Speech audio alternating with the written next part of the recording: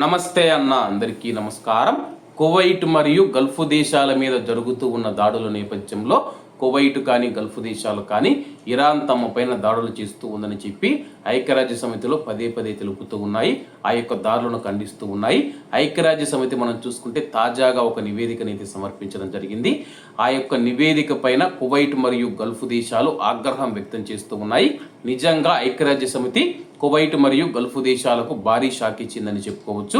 వివరాల్లోకి వెళితే ఐక్యరాజ్య సమితి మానవ హక్కుల మండలికి సమర్పించిన నివేదికలో ఇరాన్ దురాక్రమణను మరియు కువైటీ ప్రజలపై జరిగిన దాడులను స్పష్టంగా ఖండించకపోవడాన్ని కువైటు తీవ్రంగా తిరస్కరించింది.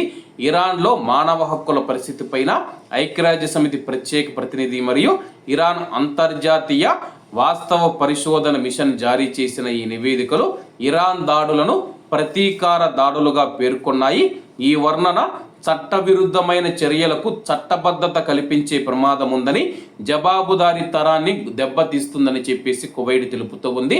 ప్రస్తుతం ఇరాన్ చేస్తూ ఉన్న దాడులు ఏవైతే ఉన్నాయో అవి ప్రతీకార దాడులుగా ఐక్యరాజ్య సమితి నివేదిక అయితే తెలపడం జరిగిందనమాట. అంటే ఇరాన్ చేస్తూ ఉన్న దాడులు ఎటువంటి తప్పు లేదని చెప్పేసి తెలిపింది.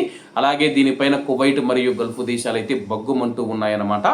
జెనీవాలోని ఐక్యరాజ్య సమితి మరియు ఇతర అంతర్జాతీయ సంస్థలతో కువైట్ శాశ్వత ప్రతినిధి అయిన నాసర్ ఆల్ హయోన్ గారు మండలి 61 సమావేశంలో జరిగిన ఒక సంయుక్త సంప్రదింపుల చర్చలో కువైట్ దేశం యొక్క ఆందోళనను లేవనెత్తడం జరిగింది. ఈ దాడులను ప్రతీకార చర్యలుగా చిత్రీకరించడం అనుకోకుండా కువైట్ మరియు గల్ఫ్ దేశాలలోని ఇతర దేశాలపైన ఇరాన్ దురాక్రమణను సమర్థించే అవకాశం ఉందని చెప్పి ఆయన నొక్కి చెప్పారు. అటువంటి చర్యలను దృఢంగా మరియు నిస్సందేహంగా ఖండించాలని చెప్పి ఆయన పిలుపునిచ్చారు.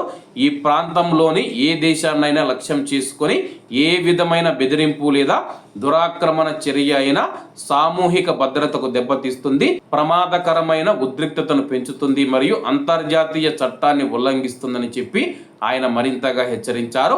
ఇరాన్ చర్యలను తీవ్రతను ధృవీకరిస్తూ ఐక్యరాజ్య సమితి భద్రతా మండలి తీర్మానం 2817ను ఆమోదించిందని కూడా ఆయన పేర్కొనడం జరిగింది.